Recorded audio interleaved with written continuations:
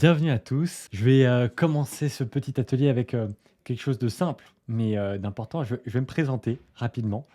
Euh, je m'appelle Benjamin, on m'appelle Ben, et ça fait depuis à peu près 11 ans que je m'intéresse à l'IA. Un des premiers algorithmes que j'avais codé lors de mes études, c'était un petit algorithme de reconnaissance de caractère. Et donc ça m'a toujours fasciné d'utiliser les ordinateurs pour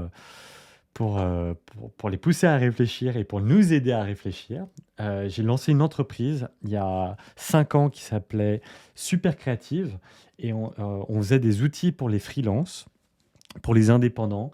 Et trois des outils qu'on a montés avec ma petite équipe utilisaient l'IA générative.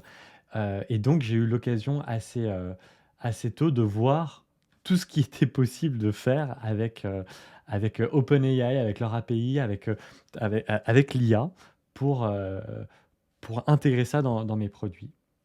Euh, il se trouve que moi, mon expérience, donc c'est une expérience de un peu côté geek, un petit peu côté création d'entreprise. Et je ne suis pas, pour être tout à fait transparent avec vous, je n'ai pas grandi dans une famille de commerciaux.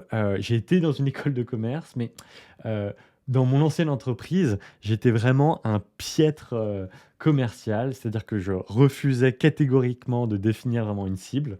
Je, prendre un téléphone et appeler un prospect, c'était vraiment ma pire hantise pour vous donner un peu le contexte quand même, hein. Et puis bon, quand il y avait des opportunités plus importantes, j'avais pas tout à fait la rigueur. J'avais un espèce de CRM, mais bon, pour conclure les ventes, ça enfin, j'ai grandi comme ça, à monter une entreprise qui évitait le plus de faire du commercial. Alors, j'ai eu la chance de m'associer avec Zineb sur Side School. Je vais vous en parler dans un instant. Et Zineb est quand même beaucoup plus commerciale que moi. Et non seulement elle m'a poussé à être un peu meilleur commercial, mais aussi à voir ce qui était possible à faire en tant que... quand on doit faire du commercial, quand on monte son entreprise, forcément on doit faire du commercial, et à vachement utiliser l'IA, notamment pour m'aider à devenir meilleur vendeur. Donc, que ce soit dans les étapes de prospection, de qualification de closing, j'ai mis en place un peu des espèces de coach, et je vais vous en parler. Euh, et puis, enfin, étant pas mal dans les réseaux de, de, de créateurs d'entreprises IA, je vois aussi les outils IA pour la vente et comment ils sont utilisés puis déployés dans les entreprises. Et donc, j'ai l'occasion, notamment dans mon quotidien, d'utiliser ces outils-là. Et ensuite, ce que je disais là, juste au-dessus, en fait, en mettant en place mes GPT dont je vais vous parler sur ChatGPT, je peux aussi avoir du feedback, avoir des retours sur mes discours commerciaux avec l'IA, faire de l'analyse de mes processus de vente avec l'IA, et je vais vous parler de tout ça. Donc, tout ça pour dire, je suis un encore piètre commercial, mais mon expertise elle est plus dans l'IA et je dois quand même vendre, donc j'ai quand même un petit peu d'expérience là-dedans, mais sûrement pas aussi bonne que vous. Donc oui, j'espère que vous verrez dans ce que je dis peut-être ce qu'il faut prendre et ce qu'il faut moins prendre. Euh, et donc, ce que je mentionnais, c'est que l'ancienne entreprise Super Créative, je l'ai revendue l'an dernier pour lancer une nouvelle entreprise, un organisme de formation qui s'appelle Side School. C'est avec Side School aujourd'hui qu'on organise cet atelier. Et Side School, on fait des bootcamps, des formations en ligne ultra concrètes pour maîtriser l'IA, puisqu'on est convaincu que ça va radicalement changer la façon dont on travaille. Et plutôt que faire de la grande théorie, nous, on met l'accent sur la pratique et on voit des cas concrets à appliquer dans son quotidien professionnel. Donc, c'est un peu ça notre promesse de nos formations. Ceci étant dit, qu'est-ce qu'on va voir dans cet atelier? On va voir un petit peu, je pense, ce qui vous trotte en tête le plus en tant que commercial qui est face à l'arrivée de l'IA. Déjà, bon, quand je suis avec une IA générative comme ChatGPT, quelle est la manière la plus optimale pour interagir avec cette IA, de telle sorte à ce que ça m'aide dans mon quotidien. Ensuite, bah, quels sont les bons outils au-delà de ChatGPT? Est-ce qu'il y a des trucs à prendre? Et puis enfin, bon, bah, peut-être que vous avez utilisé quelques, prompts ChatGPT pour répondre à des emails clients qui étaient délicats. Quels sont les autres cas d'usage aujourd'hui qu'on peut, découvrir, qu'on peut appliquer dans son, quotidien de commercial? Alors, j'ai un peu parlé de moi, je vous ai un peu dit, l'enjeu de cet atelier. Je retourne la question. Vous allez pouvoir mettre, dans le chat, il y a une petite, bulle en bas de l'écran où vous allez pouvoir écrire, heu, un petit peu, on va se donner quelques temps, 4 minutes pour partager avec moi vos frustrations et besoins, de l'IA, avec moi. Donc dans le chat, vous pouvez prendre, quelque temps, vous pouvez écrire: «Bon, bah, voilà, je suis frustré parce que j'arrive pas à faire ça» ou parce que j'ai ça en tête mais ça marche pas. Et puis vos besoins aujourd'hui, qu'est-ce que vous voulez faire dans votre entreprise ou à titre personnel? Et puis moi, ce que je vais faire, vous allez pouvoir, mettre tout ça dans le chat et je vais, en lire certains, à haute voix et voir si, du coup, je peux bien répondre à ces besoins et ces frustrations pendant cet atelier. Donc c'est parti, on se donne, quelques minutes. Donc Émilie, notamment, dit: «Je n'ai aucune idée de ce que l'IA peut faire pour moi». Bon, très bien, on va voir ça avec, les cas d'usage en pendant cet atelier. Ah super, Sandy, on n'a pas l'accord de notre direction d'utiliser l'IA et de télécharger ChatGPT. Donc il y a aussi des blocages en interne, ça c'est intéressant. Sabrine dit: «Je l'utilise depuis peu et j'ai besoin d'affiner mes demandes». Donc là, on va voir ça avec le prompting, c'est bien. Heu, alors Virginie dit: «L'IA obsolète». Des réponses issues d'IA obsolètes. Ah oui, c'est les réponses qui sont obsolètes. On va aussi améliorer ça. Je voudrais en savoir plus, sur l'IA et comment l'utiliser dans le cadre de la vente. Bon, très bien, c'est le but de cet atelier. Montero dit: «Je l'utilise uniquement pour la rédaction d'emails et donc je voudrais savoir comment utiliser l'IA pour m'aider dans ma prospection». Trop bien, on va parler de ça. Qualification d'une base de prospects, on va parler de ça. David parle de aucune utilisation pour l'instant, simple curiosité. D'accord, très bien. Frustration, comment amener l'IA à mieux me connaître et connaître mon profil afin de m'apporter des solutions adaptées. Mode, très bien, on va parler de ça dans la deuxième technique de prompting juste après. Pas d'utilisation d'IA pour Florian. Agnès, pareil. Isabelle, limité dans la prospection et dans la rédaction des prompts, on en parle. Automatisation des devis, hyper intéressant. Et ça, j'en parlerai à la toute fin. Alors André, dans les prompts, qu'est-ce que le leaks? Alors je ne sais pas ce que c'est le leaks non plus. Est-ce que tu peux affiner peut-être ta, ta question, que je comprenne mieux? Grégoire, identification des nouveaux prospects, rédaction d'emails de prospection, on en parle. Comment connecter l'IA à mes outils existants? Ça, je vais le mentionner, je vais vous donner quelques pistes. C'est un sujet un peu plus vaste, on en parlera plus après. Augustin, un mauvais prompting sur ChatGPT fait perdre du temps, plus qu'il en fait gagner. On va essayer de voir si ça peut changer justement avec cet atelier.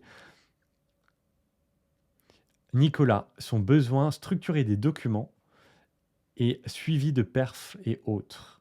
Très bien, alors c'est quelque chose qui se fait tout à fait avec l'IA et je vais vous donner aussi quelques pistes là-dessus. Ensuite, un des besoins, c'est automatiser le scraping.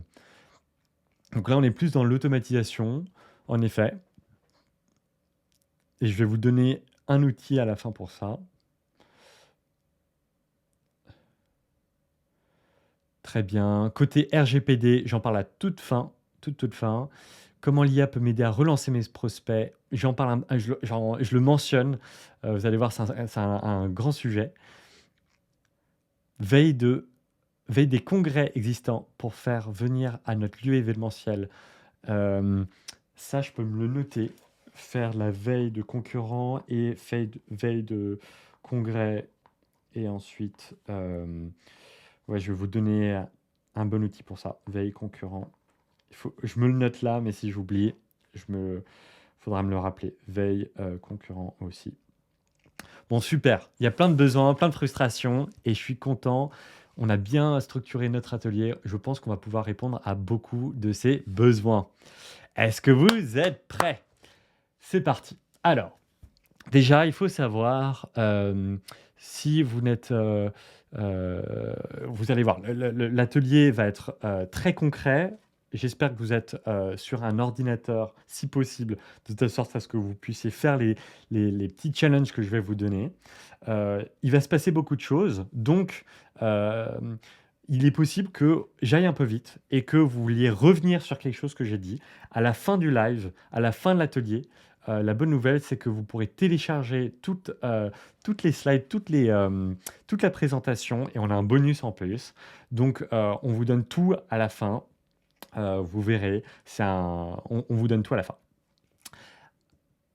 On commence direct avec la maîtrise de prompting. Donc, on est face à une IA type ChatGPT, type copilote, et on sent bien que on pourrait affiner ces requêtes de telle sorte à ce que la qualité des réponses soit meilleure. Donc là, je vais vous donner les dernières techniques que nous, on présente dans nos formations, qui sont vraiment les techniques les plus à jour pour affiner ces requêtes. Il se trouve que c'est un domaine qui est en pleine évolution, et les techniques de prompting, notamment, elles aussi évoluent. Et donc là, ce que je vous montre, c'est vraiment le plus à jour. On va appliquer ces techniques de prompting avec déjà un cas hyper concret pour vous. C'est d'utiliser l'IA pour mieux définir sa cible. Bon, quand on est commerciaux ou directeur commercial, on sait très bien que le nerf de la guerre aussi, c'est de savoir à qui on vend. Et on est constamment à affiner son pitch, son discours commercial, mais aussi sa compréhension de qui est notre cible idéale. Et ça, il se trouve que eh ben, l'IA peut nous aider aussi à discerner un petit peu euh, qui est notre client type. Il se trouve que quand on est face à ça, des, une des requêtes, ou en tout cas une des peurs, ou des frustrations plutôt, qui revient souvent, c'est que l'IA, quand on l'utilise, eh ben, elle crée des messages qui manquent d'authenticité. On sent que c'est un petit peu robotique d'une certaine manière. Et donc, c'est des messages qui sont ensuite ignorés. On voit bien que, bon, c'est l'IA qui m'a envoyé, c'est quelqu'un qui utilisait l'IA qui m'a envoyé ce message, donc je l'ignore. Et donc, un des enjeux là, aujourd'hui, c'est que je vous montre qu'en fait, aujourd'hui, même des messages qui sont générés avec l'IA, peuvent réellement dépasser ça. Et, et tout dépend réellement des prompts qu'on utilise, d'où l'intérêt de ce que je vais vous montrer là, du contexte qu'on a intégré dans notre prompt quand on parlait à ChatGPT, et notamment, et en dernier point, du modèle IA utilisé. Vous avez peut-être entendu parler de DeepSeek, de Mistral, de Claude. Tout ça, c'est des modèles IA qui sont concurrents à ceux de ChatGPT. Et ChatGPT, à l'intérieur de l'outil, intègre plusieurs modèles différents. Il se trouve que quand on améliore la qualité de ses prompts, quand on donne un contexte plus affiné sur sa requête, et quand on utilise le bon modèle au bon moment, ça fait réellement la différence. Et donc, je vais vous donner tous les outils qu'il faut maintenant pour dépasser cette frustration qui revient souvent de ce que j'utilise. Quand j'utilise l'IA, finalement, c'est pas tout à fait authentique, c'est trop robotique, ça marche pas. Alors, pour vous présenter cette technique de prompting, je vais vous demander d'ouvrir un nouvel onglet, et sur ce nouvel onglet, de vous connecter à ChatGPT. Si vous n'avez pas de compte, vous pouvez vous créer un compte gratuit. Euh, Vous pouvez vous connecter avec, je ne sais pas, votre compte Microsoft ou Google. Et donc, on va tous ouvrir un nouvel onglet, se connecter à ChatGPT. Et une fois que c'est fait, vous allez pouvoir revenir sur cet onglet où je suis en train de parler, et je vais vous faire une petite démonstration. Donc vous devez voir l'interface de ChatGPT qui ressemble à ça. Et je vais vous présenter donc 3 techniques de prompting. La première technique de prompting, c'est le métaprompt. C'est une technique qui a maintenant beaucoup de sens, qui avait moins de sens aujourd'hui, mais qui marche bien. La deuxième technique, c'est les fichiers de contexte. Et la troisième technique, c'est l'utilisation de la recherche profonde, du deep research, et de la recherche intégrée dans ChatGPT et dans maintenant presque tous les outils, que ce soit Gemini ou enfin tous les modèles d'IA générative, on peut utiliser ces techniques dedans. Donc je vous rassure, si vous avez que Copilot dans votre entreprise, par exemple, vous pouvez aussi utiliser ces techniques dans votre IA de choix. Donc la première technique qu'on va creuser ensemble, c'est la technique du métaprompt. Et ça veut dire quoi? C'est tout simplement demander à ChatGPT d'améliorer son propre prompt. C'est pour ça que c'est méta. Alors, qu'est-ce que ça veut dire concrètement?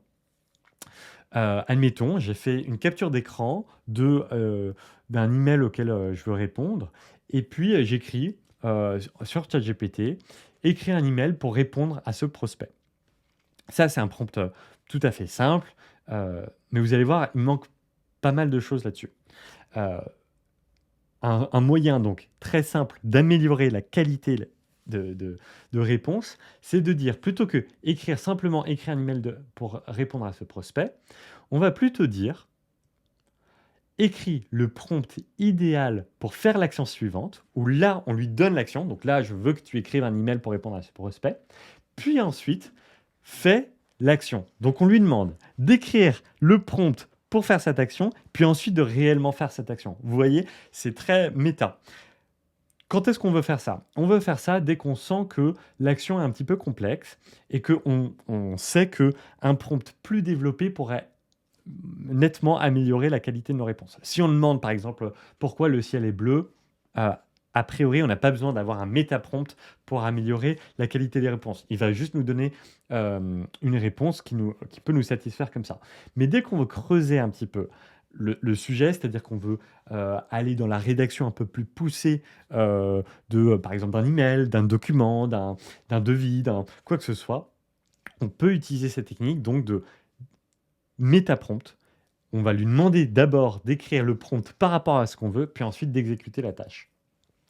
Et je vous donne un exemple de ce qui a été généré quand j'ai juste écrit ce méta-prompt-là. Il m'a au début écrit un prompt, rédige un email professionnel pour répondre à ce prospect. Et donc là, il inclut plein de contextes qui étaient finalement inclus dans la capture d'écran que je lui avais faite. Et il inclut aussi des informations un petit peu sur moi. Il se trouve que sans ce métaprompt, il aurait peut-être directement rédigé l'email sans ce prompt plus poussé. Vous allez voir, cette technique de métaprompt, la technique que je vais vous donner après, nous permet d'aller encore plus loin et de encore plus améliorer la qualité des réponses. Mais déjà, ce que je vous propose, c'est de le mettre en pratique. D'accord? Donc, à votre tour, vous allez aller sur ChatGPT, donc sur l'onglet que vous avez déjà ouvert.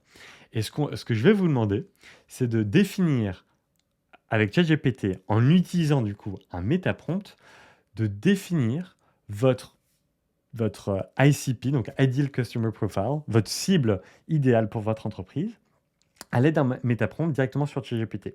Forcément, donc le prompt de base, ça serait aide-moi à définir ma cible. Là, il faudrait lui donner un minimum de contexte. On vend ça, on est sur ce secteur et on est dans cette zone géographique, par exemple. On doit lui donner quelques éléments de contexte, forcément, sinon il ne pourra pas tout à fait donner une bonne cible. Et ensuite, on lui dit bien, en amont ou en aval, écrit le prompt pour générer la cible parfaite. Donc vous voyez, c'est un petit peu alambriqué d'une certaine manière, puisque plutôt que de demander directement à l'IA générative de faire quelque chose, on lui demande de réfléchir en amont sur le meilleur prompt, puis de faire l'action. On fait un pas en arrière, on prend de l'abstraction. Donc ouais, à votre tour, on se donne 3 minutes, et puis dans 3 minutes, vous pourrez revenir directement sur la présentation. Je vous ferai un petit signe, je vous dirai, je réactiverai mon micro. À tout de suite. Et oui, pendant que vous faites ça, je tiens à vous préciser, je vais vous donner plusieurs exercices et vous pourrez partager toutes vos créations directement dans le chat et je pourrais vous donner ensuite des retours sur vos, sur vos créations. Super. Alors, on se retrouve tous sur l'onglet où je fais ma petite présentation de l'atelier. Donc, vous allez voir là ce qui vous a généré. On va revenir dessus. Donc, gardez bien la conversation, gardez bien ChatGPT ouvert. On va retourner dessus après et je vous ferai des retours sur ce que vous avez généré plus tard. Alors, pour aller plus loin, vous allez voir, alors peut-être que déjà avec vos premiers, cette première conversation, les résultats sont bien peut-être un peu mitigés. Et c'est là où la deuxième technique prend vraiment tout son intérêt, c'est d'utiliser des fichiers de contexte. Je m'explique. Une IA générative, plus elle va avoir du contexte sur votre entreprise, les offres qu'elle présente, son histoire, votre histoire, vos compétences, plus elle sera capable de générer quelque chose de pertinent. Il y a donc un équilibre à trouver entre prendre du temps pour écrire un prompt hyper long avec tout le contexte et donc passer beaucoup plus de temps à chaque fois pour avoir un truc très pertinent et le fait que on utilise une IA aussi pour aller plus vite.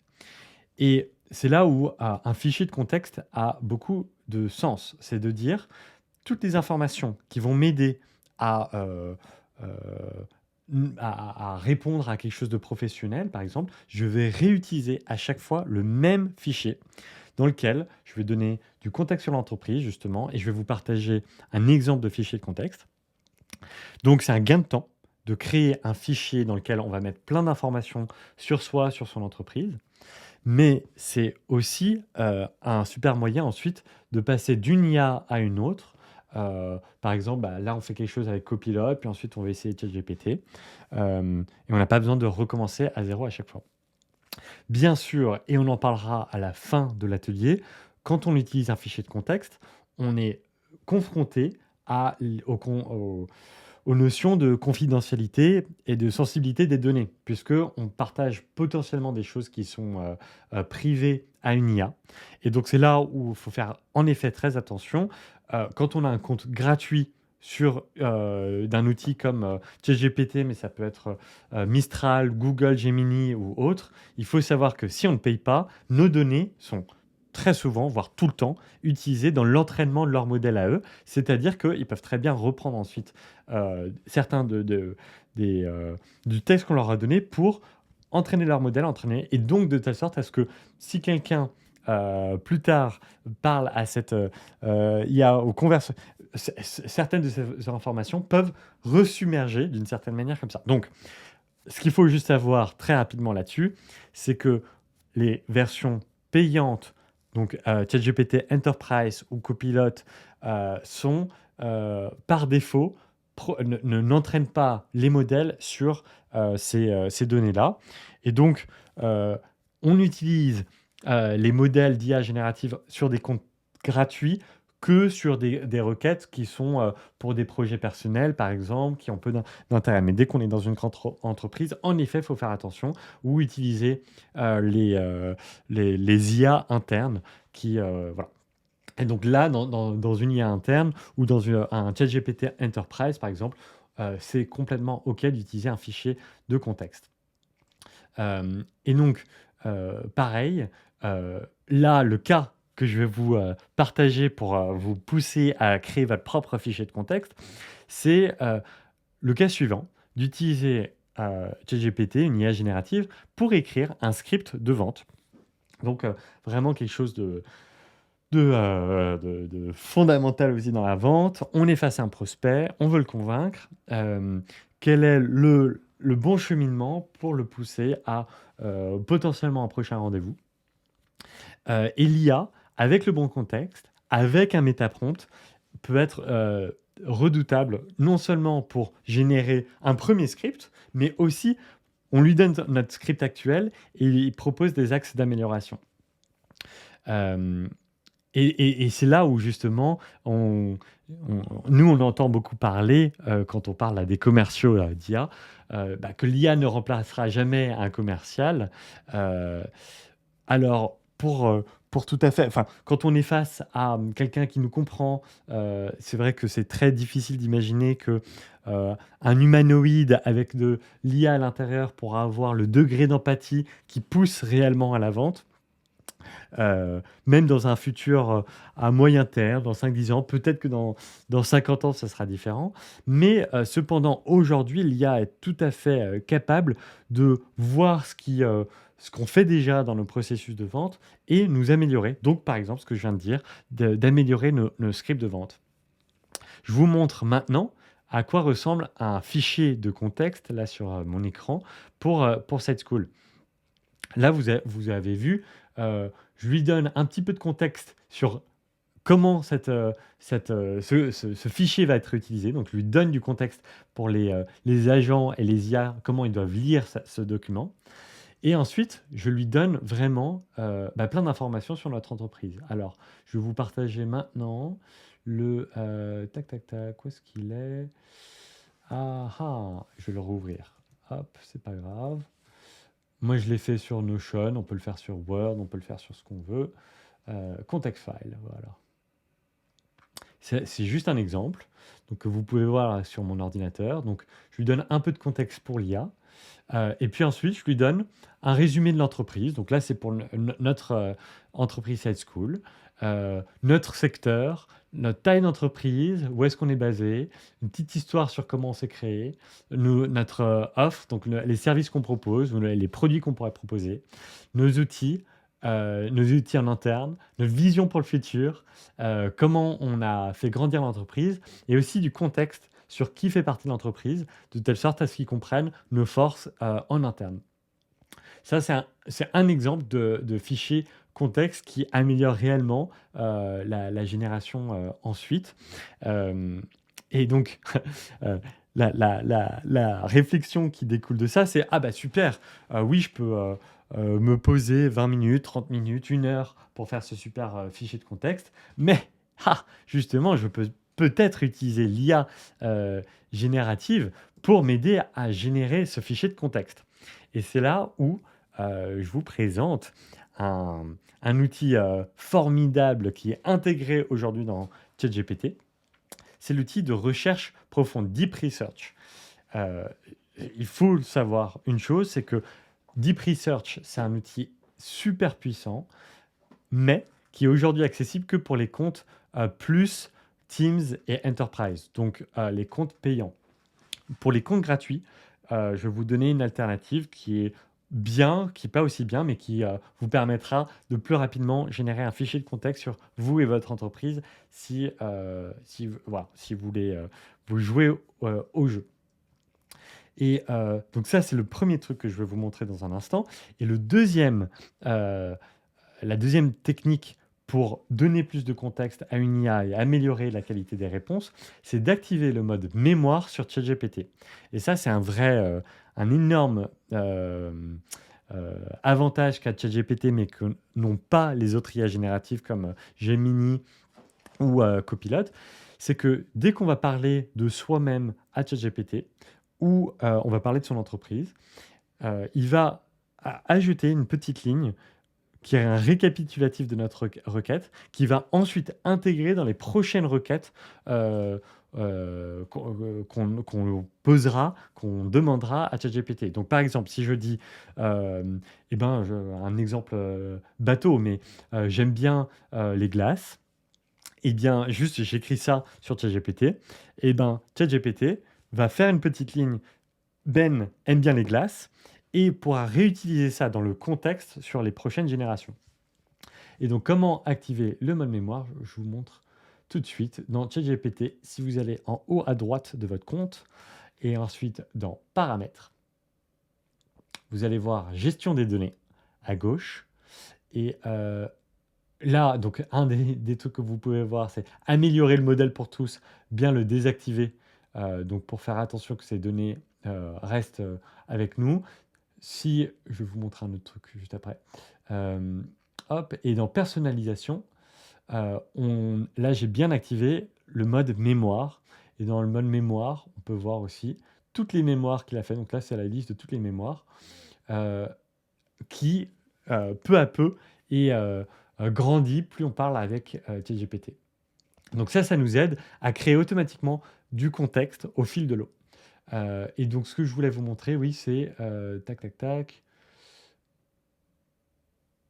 Non, c'est tout. Ah oui, pour avoir vraiment un si vous partagez des trucs, plus confidentiels ou plus sensibles, si vous voulez l'option la plus sécure, avec ChatGPT, c'est vraiment d'activer le mode éphémère et donc là, comme il explique ici, si je dézoome, ce chat n'apparaît pas dans l'historique, ne génère pas d'éléments mémorisés, ne sera pas utilisé pour entraîner nos modèles.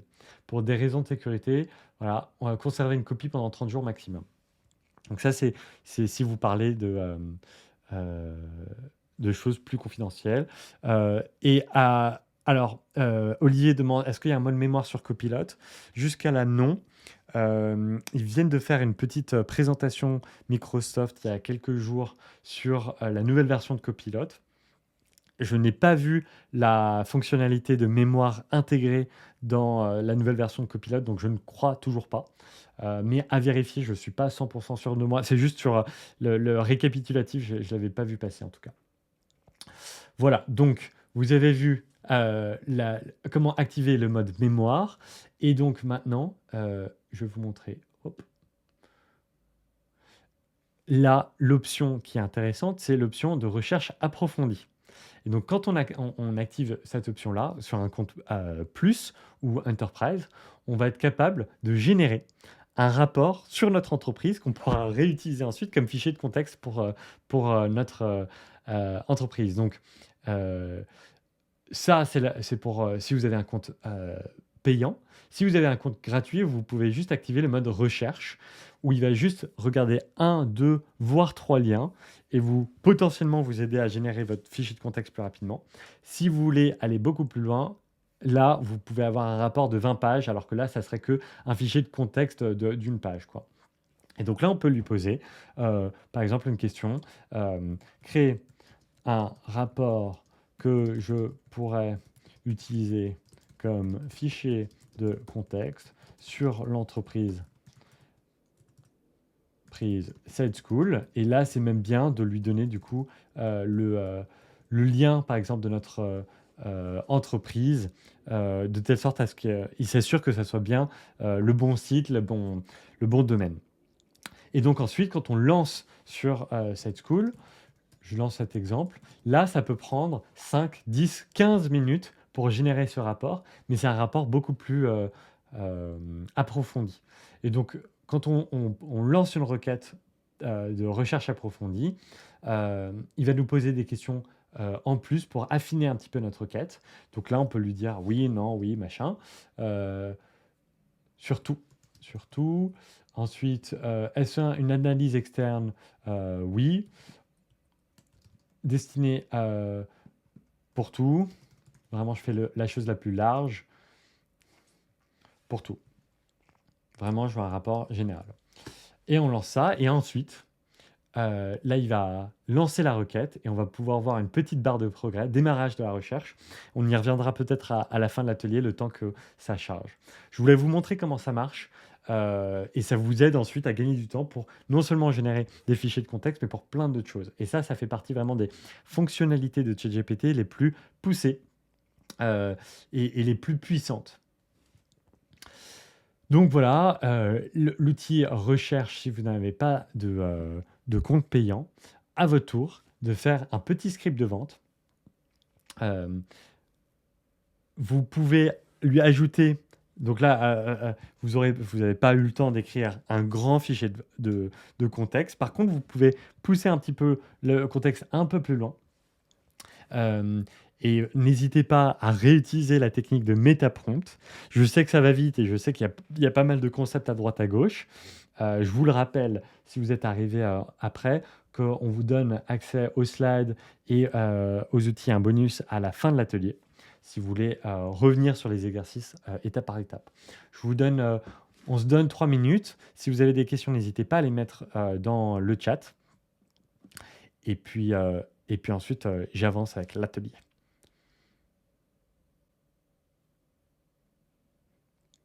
Isabelle pose la question, faut-il enregistrer le rapport comme fichier de contexte pour le script de vente et le télécharger sur notre demande? Alors là, en effet, je vous ai montré comment ensuite utiliser la recherche approfondie pour générer votre fichier de contexte. Pour là, maintenant, tout de suite, ça prend du temps. Donc là, sur cet exercice maintenant, je vous demande juste d'écrire un petit peu plus de contexte, mais pas forcément de réutiliser un fichier de contexte pour tout.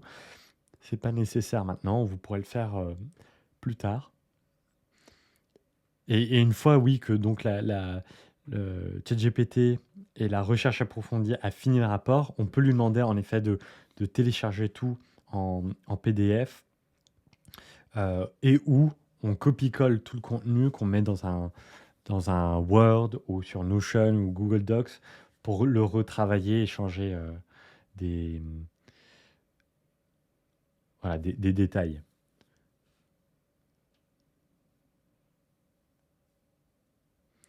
Grégoire pose la question aussi, si j'essaie de faire un fichier de contexte pour me mettre à la place de mon concurrent, ChatGPT va se baser sur les données d'Internet ou de sa base de données.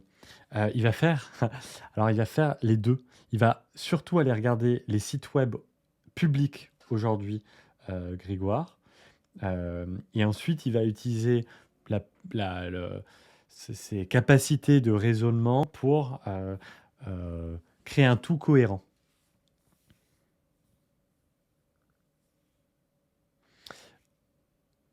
Laurence Olivier pose la question, j'ai un compte pro et je travaille quotidiennement avec ChatGPT et uniquement ChatGPT. À quel point le fichier de contexte est utile?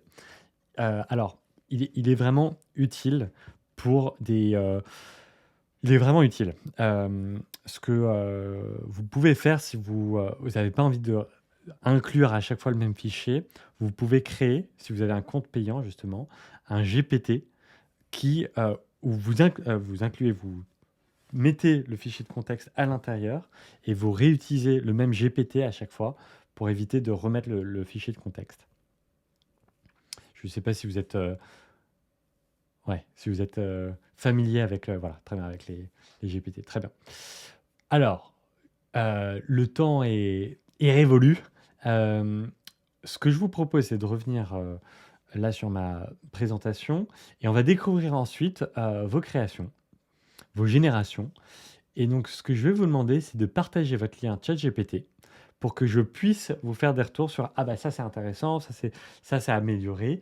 Donc vous pouvez aller en haut à droite de votre conversation et la petite icône de partage, vous appuyez dessus, vous créez un lien et ensuite le lien va être copié sur votre ordinateur et vous pouvez le coller directement sur le chat de cette présentation, de cet atelier.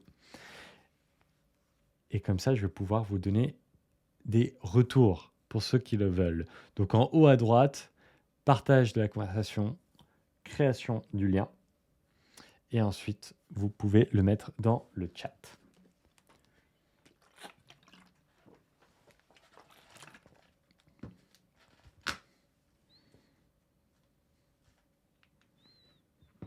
Alors, Isabelle, Sand, je vais les ouvrir un par un. Hop. Mince. Tac. J'enlève ça. Hop. Alors, cette conversation semble privée. Je vais essayer avec une autre. On va voir. Alors, ça charge. Je vais en ouvrir d'autres. Alors, ça, c'était la conversation d'Isabelle. Créer un rapport que je pourrais utiliser comme fichier de contexte sur la société. Ah, alors ça, donc ça, c'est intéressant. Là, j'imagine, Isabelle, que tu avais un compte gratuit, tu as activé le mode recherche. Il a été prendre plusieurs infos sur LinkedIn, directement sur le site du groupe, produits et services. Donc, il a fait un petit fichier de contexte intéressant sur tout ce qu'il a pu trouver. J'imagine qu'il y a quand même peut-être des infos qui sont plus à jour, plus tout à fait correctes. Et ensuite, le script de vente sur la base de ce fichier. Ah, intéressant. Est-ce que Isabelle, c'est toi qui as ton micro activé? Oui, Super. Est-ce que tu veux faire des petits retours déjà sur est-ce que tu trouves que c'est pertinent? Est-ce que tu as aimé la génération qu'il a proposée? mais je trouve que c'est ouais, ouais, il est assez pertinent. Alors c'est bien basé alors le site internet a été, revu, mis à jour, assez récemment, donc c'est D'accord. plus, à jour et pertinent pour le coup. Ouais. Après j'aurais pu mettre d'autres, D'autres sources. fichiers, Ouais. sources, mais, non, non, je trouve que c'est pas mal, ouais. Et ensuite, donc on peut tout à fait imaginer qu'on fasse la même chose avec ses prospects ou ses concurrents pour imaginer comment eux sont positionnés et puis faire l'analyse un peu concurrentielle. Ça, c'est un point. L'autre, c'est vrai que là, il n'y avait pas de méta-prompt Non, moi je le fais là-dessus. pas. Ouais, mais c'est un truc. Je vais Puis prendre un alors autre exemple. Merci Isabelle. de rien. Alors. Je travaille, donc là c'est chez une entreprise, là c'était Montero qui partageait ça. Nous, commercialisation des appareils et services pour la numérisation 3D. Écrit mon prompt pour définir mon IDC. Ah, ça c'est intéressant. Euh, alors là, l'acronyme est un peu différent. Alors je ne sais pas si c'était l'intention. Euh, Ideal Customer Profile, c'est ICP, mais peut-être que c'était l'intention que tu avais, Montero. Euh, donc tu lui as donné en effet un peu de contexte. Euh, Intéressant. Ok, intéressant.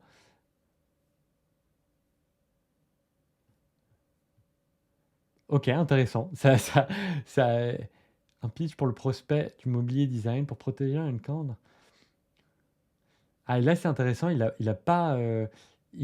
a pas généré ce que tu voulais. Je sais pas trop ce qui s'est passé si tu avais lancé la recherche approfondie ou la recherche normale. Si tu veux activer ton micro, euh, super. Sinon, je vais regarder un troisième exemple. Alors simplement, il Ah, est toujours en train de mouliner et ah, je lui ai demandé quelque chose de trop ou pas trop. assez pointu, mais en D'accord. fait, il est encore en train de le générer. Ok, Donc j'ai ok. T'as pas voilà, partagé comme ça. Ok, bon, ça explique alors.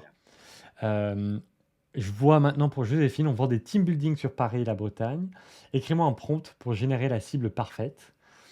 Donc là, c'est pas mal. Là, ça marche bien. Prompt à utiliser. Donc là, il découpe tout ce qui pourrait être intéressant pour définir un persona. Euh, et puis ensuite, il dit, tu veux que je génère un exemple tout de suite avec ce prompt? Oui. Donc là, c'est direct pour définir une cible potentielle à targeter, à prospecter. Euh, et là, donc après, tu creuses un autre type de cible et on va voir si Joséphine. Ah, donc là, c'est intéressant. Tu es allé dans le flux de conversation. À chaque fois, il te posait, il te disait, attends, est-ce que tu veux faire ça? Et tu disais oui, non. Et ça, c'est vrai que c'est une vraie amélioration de ChatGPT sur les derniers modèles, là, qui a même pas un mois. C'est qu'il est de plus en plus pertinent et il finit presque tout le temps maintenant ses générations avec des questions pour pousser la réflexion plus loin. Et ces suggestions de comment aller plus loin sont souvent très pertinentes. Ok, intéressant. Je pense que j'imagine, Joséphine, tu peux confirmer avec nous, mais qu'avec un vrai bon fichier de contexte, on pourra aller encore plus loin dans l'affinage de cette cible et du coup après du script de vente. Euh, Oui, oui, oui, tout ouais, à fait. Je l'utilise de plus en plus, je me familiarise de plus en plus avec ChatGPT, effectivement, surtout pour la rédaction des mails de prospection, ou pour affiner au maximum, essayer de se distinguer des autres concurrents. ouais. Euh, Super, j'avance un petit peu pour être dans les temps. Alors, je vais vous montrer trois outils. Une fois de plus, on vous partage ces outils dans la présentation à la fin. Donc, vous aurez là, à partir de maintenant, plus de temps pour bricoler avec ces outils-là. L'outil sur lequel je veux un peu plus m'arrêter s'appelle Freckle. Et Freckle, c'est un tableur IA qui nous permet de très rapidement enrichir et écrire des messages du coup de prospection hyper personnalisés par rapport à, par exemple, un profil LinkedIn, un email, un site web. C'est une interface qui ressemble un petit peu à ça. Je vais vous la montrer, je vais zoomer un petit peu dessus. Donc c'est juste un tableur et on définit sur chaque colonne un, un type de données qu'on veut récolter. Et donc, on peut l'utiliser pour trouver et enrichir sa liste, par exemple, de, de persona idéal, d'écrire un premier message personnalisé par rapport à un script de vente qu'on aurait généré avec ChatGPT. Et donc, petite démo. Alors là, je vais me connecter directement ici. Donc, quand on crée un compte gratuit, on peut ensuite créer une base, soit en uploadant un fichier avec quelques prospects, soit avec un tableau vide, comme là, je peux vous montrer. Et donc là, on peut dire, euh, je vais mettre mon nom, je vais mettre ici aussi mon associé. Et ici, justement, j'ai défini une colonne qui est le titre du rôle. On peut très bien le faire en français aussi. Et donc là, j'appuie sur le petit plus, je peux, le petit play, et il va aller chercher en ligne pour essayer de trouver directement quel est mon titre aujourd'hui. Donc, co-founder of Sales School, c'est correct. On peut aller voir même le site, aller trouver le site. On peut très bien faire ça pour pour des centaines de lignes à la fois. Quand on a un compte gratuit, on a 500 crédits. Donc, on peut 500 crédits par mois. Donc, on peut faire 500 requêtes comme ça gratuitement. Et puis, donc, je peux aussi définir, par exemple, une nouvelle colonne qui va être outreach, un message de prospection à envoyer sur LinkedIn pour proposer mes services en je ne sais quoi, en assurance. Voilà. Et une fois que ça s'est défini comme prompt, hop, on peut faire run et on peut faire ça sur les premières lignes. Et donc, on peut voir qu'à chaque colonne, on peut récolter de l'information, par exemple le profil LinkedIn, l'email, le numéro de téléphone, trouver le site, mais ensuite, en plus, générer des messages directement qui reprennent les données des autres lignes. Donc, on voit que c'est potentiellement très puissant. On peut donc, Augustin pose la question, utiliser un export de notre CRM pour qu'il corrige. Tout à fait, c'est ce qu'on fait chez Sales School. Voilà, alors, j'avance un petit peu.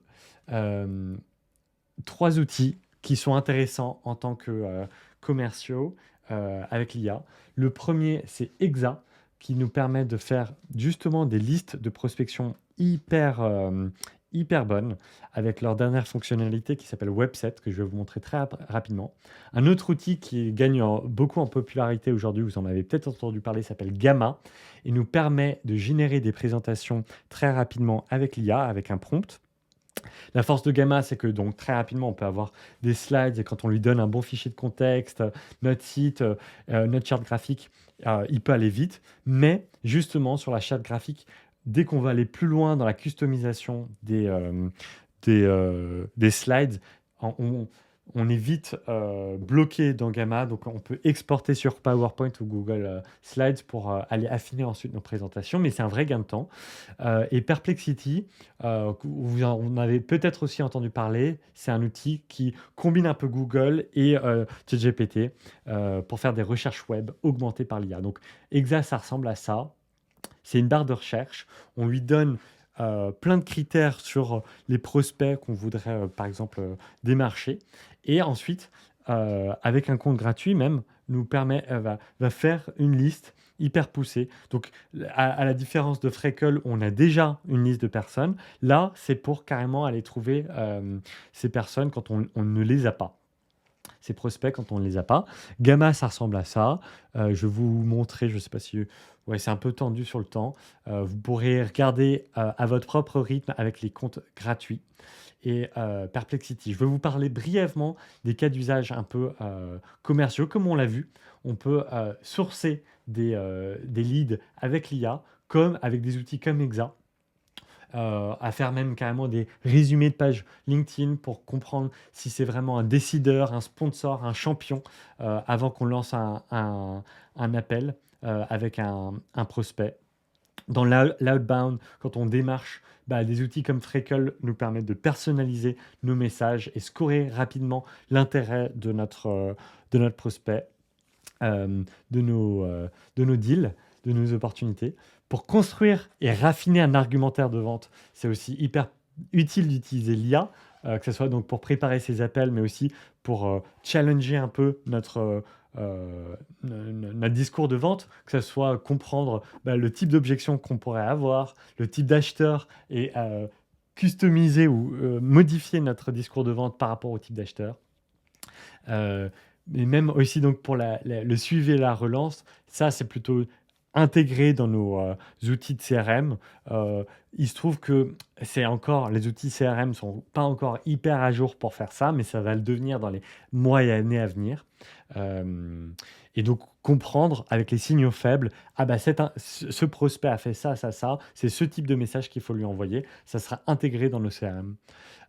Et puis brainstormer, comme je vous l'ai dit, quand on essaie de réfléchir à un meilleur moyen de présenter une offre, juste avoir un partenaire de réflexion pour améliorer nos discours commerciaux, c'est très puissant.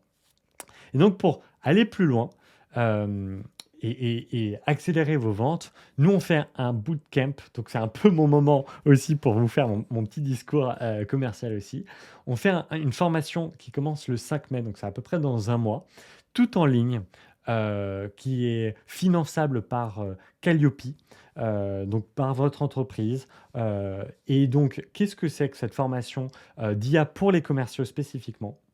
C'est une formation hyper concrète, un peu comme à l'image de cet atelier, où on a à peu près 4 heures de workshop live, donc un peu comme on a fait là, avec ensuite des challenges, des exercices qu'on fait à son rythme. À côté de son travail, avec un autre groupe de commerciaux qui aussi, eux, essayent d'appliquer tous ces cas d'usage qu'on découvre de l'IA dans leur travail. On a une plateforme sur laquelle se manigance un petit peu tout ce travail-là. Alors là, c'était pour notre bootcamp marketeur, mais on voit du coup les cas d'usage de ah bah tiens, je peux utiliser l'IA de cette manière-là. On a des tutos pour pousser ensuite à bien utiliser l'outil. Et voilà, donc c'est très axé sur la pratique et les résultats ensuite qui découlent de cette pratique-là. On découvre plusieurs outils. Et donc dans les cas d'usage un peu qu'on voit, c'est lié à la qualification, à la prospection et même aux étapes de closing. Comment l'IA, à chacun de ces étapes-là, peut nous aider à améliorer notre processus de vente et qu'il soit plus efficace. Donc pareil, si vous voulez découvrir un peu les cas d'usage qui font partie de cette formation, tout est dans les slides, dans les formations, dans la petite présentation que je vais vous envoyer là. C'est des formations qu'on a. Cette school, ces formations-là d'IA, c'est quelque chose qu'on a lancé donc il y a presque un an, enfin ça fait un an là, et on a des super retours d'employés de plein de types de boîtes différentes, que ce soit des grosses entreprises ou des petites TPE et PME. Là, c'est un petit témoignage que vous pourrez voir à votre propre rythme un dirigeant d'une entreprise qui s'appelle Vesser France. Et Vesser France, ils ont un réseau de commerciaux immense, de presque 5000 commerciaux qui sont des jeunes qui prospectent des gens dans la rue pour lever des fonds pour les ONG. Et donc, tous ces jeunes-là, il faut les former à la vente et ils ont mis en place un plein de GPT grâce à notre formation Sales School pour former ces jeunes commerciaux à mieux vendre, à mieux pitcher. Donc ça, c'est un des cas aussi intéressants quand on a on a beaucoup de gens à former à la vente, de mettre en place des GPT pour améliorer nos pitchs. Et voilà, donc ce que je disais, des grandes entreprises comme des plus petites. Et là, c'est le moment où vous pouvez, si vous voulez, sortir votre téléphone pour scanner le petit QR code pour télécharger la présentation, les outils qui sont mentionnés dans la présentation. Et aussi, on a un petit bonus en plus. Si vous n'avez pas de votre téléphone, vous pouvez aussi aller dans le chat, dans les commentaires, là, où vous allez voir, il y a un lien tally.so. Si vous cliquez là-dessus, ça revient au même. Vous pouvez remplir, le mini formulaire et vous aurez accès directement juste après aux slides et à tout ce dont j'ai mentionné. Alors, ça fait 1 heure. Je vais maintenant répondre à certaines de vos questions. Si elles sont liées justement à ces données, plus sur les sujets de confidentialité, on vient de lancer un rapport IA et données, et donc on peut vous mettre le lien aussi là-dessus pour si vous voulez creuser là-dessus et vous devez aller à votre prochain rendez-vous. On a fait un super récapitulatif avec une experte sur les sujets de IA et ses données, donc vous pouvez aussi télécharger ça. On peut vous mettre le lien dans les commentaires. Et voilà, j'espère que ça vous a plu. Ça fait exactement 1 heure qu'on a commencé.